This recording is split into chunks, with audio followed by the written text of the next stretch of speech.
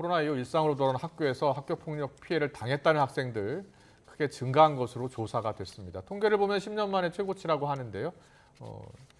폭력 사건 관련 발생 그리고 폭력 피해를 당했다는 학생들, 초등학생이 가장 많았습니다. 네, 최근 학교 폭력 실태와 현황을 학교와 당국 또 정부의 대책 등에 대해서 함께 짚어볼 텐데요. 김영미 변호사와 함께합니다. 어서 오세요. 어서 오십시오. 안녕하세요. 네, 일상 회복. 코로나19 때는 우리가 학교를 많이 안 다녔었잖아요. 네, 일상 회복 이후에 이제 학교 폭력 피해를 당했다라고 하는 학생들이 많이 늘었나 봐요. 얼마나 네. 늘어난 거예요?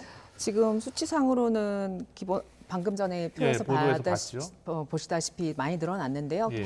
학교에 다니지 않던 코로나 시대에는 아무래도 아이들 사이에 접촉하는 일이 없다 보니까 학교 폭력이 확 줄었다가 다시 일상 회복했을 때 늘어나는데 계속 학교를 다녔다고 하면 다니면서 학생들 사이에 발생하는 갈등 관계가 자기네들끼리 이제 조절이 되면서 어느 정도로 이해하고 그렇게 계속 됐을 텐데 네네. 학교를 다니다가 잠깐 멈췄다가 다시 학교를 다니다 보니 아무래도 그런 갈등을 해결하는 능력이 좀 줄어들고 그런 과정에서 조금만 마찰이 있어도 이건 폭력이다라고 인식을 하면서 학교 폭력 신고 건수가 훨씬 늘어났다 이렇게 보셔도 될 것 그렇게 봐야 되고 같습니다. 2019년 6만 건 그리고 2023년 5천 네. 5만 9천 건. 네, 그렇죠. 그렇군요. 네. 최근에 이제 맞는 사건들 보시면 네. 학교 폭력 보통 어떤 식으로 지금 그 실태 조사에서도 나왔듯이 사실 언어 폭력 건수가 확 늘었습니다. 언어 폭력이라는 게 우리 일상생활에서 이렇게 쌍스러운 말을 한다든지 뭐 폭력적인 언어를 하는 이런 형태가 많이 늘어났고요. 그것뿐만 아니라 그걸 직접 대면해서 하지 않고 인터넷상에서 뭐 메시지 같은 걸로 뭐 단체방 이런 데를 만들어서 그 안에서 이루어지는 언어 폭력이 많이 늘어났고요. 실질적으로 신체 폭력은 그전보다는 좀 늘기는 했지만 그렇더라도 과거에 예전에 우리가 학교 폭력을 맨 처음에 인식하게 된 게 신체 폭력이 가장 학교 폭력의 전형인 것처럼 느껴졌다면 지금은 신체 폭력은 그만큼 많이 줄어들고 언어 폭력, 정신적으로 뭔가 상대방한테 폭력을 가하는 그런 행태가 더 많이 늘어났다고 보시면 될 것 같습니다. 추세를 말씀해 주셨고요. 이번 조사는 확실히 이제 신체 폭력이 좀 늘게 나타난 것은 작년보다는 더 많이 학교를 아이들이 다니다 보니까 그렇죠. 신체 폭력이 네. 늘어난 것이죠. 그렇게 이해를 하면 되겠고요. 네. 그리고 초등학생, 중학생, 고등학생별로 또 따로 보면 폭력의 그 행태가 좀 다를 것 같아요. 네. 생각보다 초등학교 저학년 학교 폭력 신고 건수가 많습니다. 그래요? 네, 그걸 다 의아하게 생각하시는 분들이 많은데 어떻게 보면 가정 내에서 오로지 사랑만 받고 지내다가 학교에 오면서 학교라는 단체 생활을 하다 보니 내가 원하지 않는 터치를 하게 되고 내가 원하지 않는 말을 하게 되고 또 상대방을 대할 때 내가 어떻게 행동을 할 때 상대방이 기분 나쁘지 이런 배려감이 아직은 생성되기 전이다 보니 갈등 관계가 많아질 수밖에 없고 그런 이야기를 자녀한테 들었을 때 부모 입장에서는 매우 속상하게 된 거죠. 그렇다 보면 당연히 학교 폭력으로 신고하는 건수가 많아지게 되는 측면이고요. 그래서 초등학교 저학년 사례는 심각한 학교 폭력은 그만큼 상대적으로 적습니다.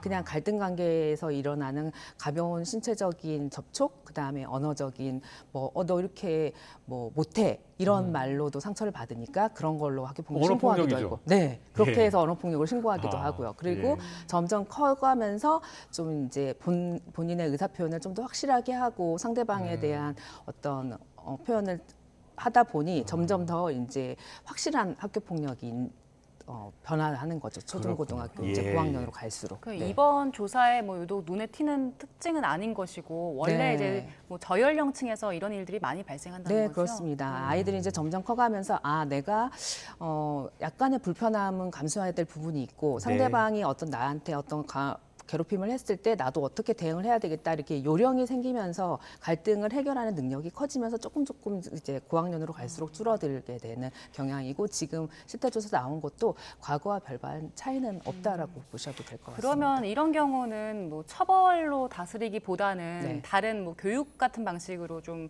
대응을 해야 될까요? 어떻게 해야 될까요? 네, 그래서 지금 계속 학교폭력 예방책이라든지 이런 제도들이 계속 바뀌고 있는데 일단은 가장 처음에는 이제 피해 학생을 좀 더 두텁게 보호해야 되지 않느냐라는 측면에서 계속 보호가 이루어지고 있고요. 또 하나는 이런 가해 학생과 피해 학생 간의 이런 학교 폭력을 단순히 어떤 뭐 가해 학생이 무조건 문제다 이런 인식보다는 서로 갈등을 해결하는 능력이 부족하고 관계 회복에 좀 더 초점을 맞춰야 되지 않느냐라는 측면에서 제도가 같이 발전하고 있습니다. 예.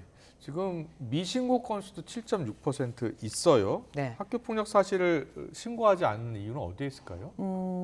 정말 심각한 학교 폭력 같은 경우는 주변에서 인지해서 신고하는 경우도 있고요. 본인이 직접 신고하는 경우도 있지만 내가 생각해도 나에게 좀 불편한데 이게 정말 학교 폭력일까라고 하면서 이제 신고 안 하는 경우도 있고 굳이 이거 학교 폭력으로 신고해도 처벌이 미비한데 굳이 신고할 필요 있겠어라고 하면서 이제 신고를 망설이는 경우도 있다 보니 이런 미신고 건수가 나오는 것 같습니다. 예. 그렇군요. 예. 그러면 보통 처벌은 어떤 식으로 이루어집니까? 일단 학교 폭력으로 신고가 되면 교육지원청 내에서 가해 학생에 대한 조치로 서면 사과부터 전학 조치까지 다양하게 이루어지고 있고요. 그 외에 이런 학교 폭력에 대한 처분 외에 이게 형사적으로 문제가 된다라고 하면 별도로 형사 고소를 진행해서 형사 처벌도 이루어지고 있습니다. 예. 지금 뭐 미신고 이유를 보니까 진짜 여러 가지가 있네요. 예. 도움 요청할 곳을 몰라서 하는 그런 것도 있고요.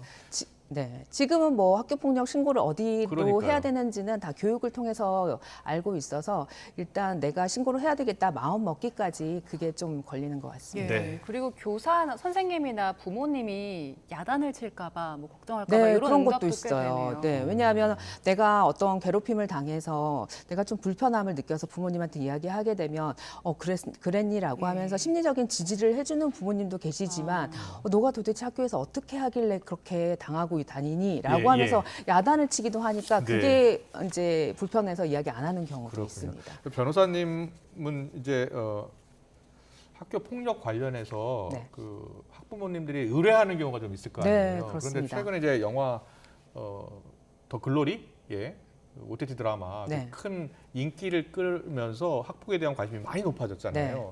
근데 굉장히 아주 심한 수준의 학폭이 아니겠습니까? 그런 네, 학폭. 그 근데 정도는, 실제로 네. 그런 학폭 피해 접수 그리고 또 의뢰 들어온 게 있습니까? 저한테는 그렇게 심각한 학교 폭력은 한 건도 없었습니다. 그래서 저 TV를 보면 정말 심각한 학교 폭력이 많이 보도가 되고 있잖아요. 예, 예. 도대체 이런 건들은 어디서 나는 것일까라고 궁금할 정도로 그렇게 많지는 않습니다. 그래요? 그리고 실제로 그렇게 심각한 건수는 드물기 때문에 결국은 이렇게 이슈가 되는 게 아닐까라고 생각이 되고요. 예. 우리 어른들이 생각하는 것만큼 아이들이 더 글로리만큼의 심각한 학교 폭력은 과거에는 있었을 수도 예, 예. 있지만 지금은 인식 개선이 많이 됐고 학생들 차원에서도 학생들끼리도 이렇게 심각하게 학교 폭력을 하면 내가 정말 심각한 고통을 받을 수도 있겠구나. 오히려 가해 학생도 큰 벌을 받을 수 있겠구나라는 인식 개선이 많이 돼가지고 많이 없어졌다라고 보셔도 될 것 같습니다. 네. 그 드라마 더글로리 생각해 보면 안에서 다시 학교 폭력이 계속 반복되는 일들이 있었거든요. 네. 실제 현장에서는 아이들이 피해 학생들이 재발로 인해서 고통을 받지 않을까 이런 생각도 드는데 학교 현장에서도 또 교육도 하셨었잖아요. 네. 어땠습니까? 지금은 학교 폭력으로 신고가 되면 무조건 가해 학생을 피해 학생으로부터 7일간 분리하도록 되어 있습니다. 그래서 2차 피해가 발생하는 걸 최소화하고 있고요. 그리고 학교 폭력 조치 중에서 접촉 네네. 보복 금지 조치가 있는데 그래서 피해 학생한테 일부러 다가가거나 뭐 문자 메시지를 한다든지 이렇게 2차 가해를 주는 행동을 방지하고 있고 만약에 그런 행동을 했다라고 하면은 예. 더 큰 센 단계의 조치가 가능하기 때문에 지금은 어떻게 피해 학생이 다시 또 다른 피해에 노출되지 않기 위해서 다각적으로 모색을 하고 있다. 그리고 그렇군요. 실제적으로 시행되고 있다라고 네. 보셔도 될 것 같습니다. 이런 이제 학교 폭력 사건이 발생이 되면 이제 학폭위가 열리잖아요. 네. 예, 학폭위가 열리고 학교에서 자체 이제 징계가 이루어지는 거죠. 보통 어떻게 이루어집니까? 학교 폭력이 신고되면요. 예. 사안 조사는 학교에서 이루어집니다. 그러면 사안 조사를 통해서 학교장 자체 종결을 할 사안인지 요건을 본 다음에 일단 피해 학생이나 보호자가 저는 학교 폭력을 이제 충분히 사과받았고 재발 방지 약속도 받았으니까 더 이상 원하지 않습니다라고 하면은 학교장 자체 종결로 끝낼 수가 있는데요. 그렇군요. 예. 그게 아니라고 하면 교육지원청 학교폭력대책심의위원회라는 곳으로 다 넘어가서 네, 학교폭력대책심의위원회에서 가해 학생에 대한 조치가 이루어집니다. 학교에서는 사안조사만 하고 관계회복만 시키신다고 보시면 그렇게 될 것 같습니다. 되는군요. 예, 예. 그 학교 폭력이 사실 입증하기가 굉장히 어렵다고 하더라고요. 네. 그게 아이들이 왜 그랬냐 물었을 때 장난이었다 이렇게 답을 하면은 그게 뭐 폭력으로 할 것인지 아니면 장난으로 볼 것인지 경계가 불분명하기 때문일 텐데 네. 실제로 그런 것들은 어떤 식으로 규명을 합니까? 일단 피해 학생이 내가 가해 학생 행위로 인해서 어떤 피해를 입었다라고 하면은 그 피해를 입은 것에 대해서 충분히 실제로 근거가 있고 목격 학생이 있고 그다음에 가해 학생도 내가 그렇게 한 건 맞다라고 하면 학교 폭력은 인정이 되는데요. 다만 그 행동이 나는 걔를 괴롭히려고 한 게 아니라 나는 장난이 좀 과했다라고 네네. 했을 경우에는 그 행동의 수위를 보고 정말 장난이었는지 폭력이었는지를 판단하는데 너는 장난이었지만 우리가 이걸 객관적으로 봤을 때는 폭력이 맞아라고 하면은 그 가해 학생에게 너는 그건 장난이 아니었다라고 어떻게 보면 교육도 시키고 선도도 시키고 그렇게 하고요. 실제로 명확한 100% 증거가 있어야만 다 인정이 되는 건 아니고요. 여러 가지 정황상 다 그런 걸 토대로 해서 이루어지고 있고 그나마 아이들이기 때문에 거짓말 잘하는 아이도 있지만 네. 대체로 이렇게 계속 물어보고 하면은 사실대로 응답하는 경우들이 생각보다 많습니다. 네.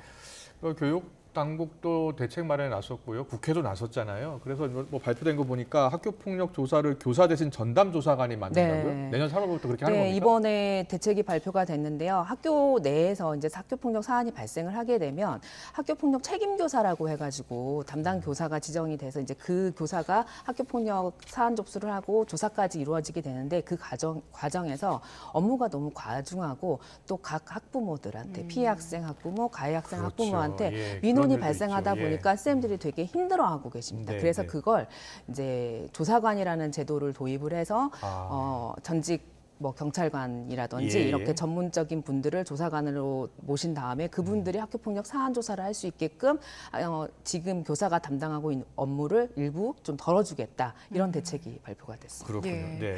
그리고 또 대책으로 정순신 방지법 네. 이것도 내년 3월쯤부터 이제 시행이 될 예정인데 안에는 어떤 내용이 들어 있습니까? 기본적으로 이제 행정심판이라든지 행정소송이 이루어지게 되면 집행정지를 통해서 학교폭력 조치가 계속 미뤄지잖아요. 네네. 그렇게 하지 않게끔 일단 행정심판을 제기하게 되면 피해 학생 측한테 행정심판이 제기됐습니다라고 알려주고 당신 참가할 것입니까? 라고 참가를 할 수 있게끔 기회를 주고요. 집행정지 할 때도 네. 피해 학생 측에 집행정지에 대한 의견을 묻도록 추가를 했습니다. 그리고 네. 재판 기간이 너무 장기화되니 일단 학교폭력에 대한 행정소송에 대한 재판은 1심은 늦어도 90일 안에 선고할 수 있게끔, 2심, 3심도 60일 안에 선고할 수 있게끔 다른 사건보다 조속히 처리할 수 있도록 그 부분이 추가되었습니다. 지금 나온 대책들 몇 가지 이제 얘기를 해봤는데 이 정도면 학교 현장에서 학교 폭력을 좀 줄일 수 있을까요? 실효성이 있겠습니까?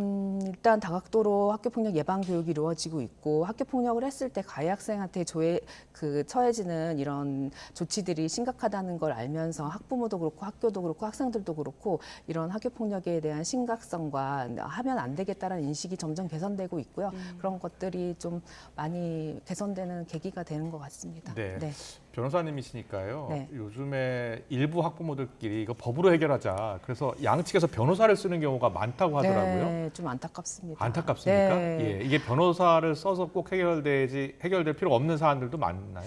예. 이제 보호자 입장에서는 자식 일이라며 발벗고 할 수 있는 건 다 해주고 싶은 게 부모 마음이잖아요. 예, 예. 그래서 매우 작은 사건이라고 하더라도 너무 자식한테 큰 불이익이 있는 게 아니냐라고 생각해가지고 변호사를 찾아가서 사건을 좀 더 이렇게 키우는 경우들이 있어요. 그런 학부모들께 네. 어떤 말씀 꼭 해드리고 싶어요? 예. 사실 우리도 학창 시절 생각해 보면 이런 갈등 관계에 있으면서 서로 해결해 나가면서 결국은 마음도 단단해지고 성장해 가는 거잖아요. 그렇죠. 그래서 이런 학교 폭력 피해가 됐든 가해가 됐든 어떤 자녀가 연루가 됐을 때 이게 다 성장의 한 과정이라고 생각하고 그냥 지지해 주면서 이걸 더 이상 발생하지 않도록 그렇게 지지해 주는 게 좋지 무조건 법적으로 그냥 일반 성인들이 하듯이 그렇게 네. 해결하는 건 그 다음에 한 번 더 생각을 해보시는 게 어떨까 싶습니다. 네, 알겠습니다. 잘 들었습니다. 학교 폭력 최근에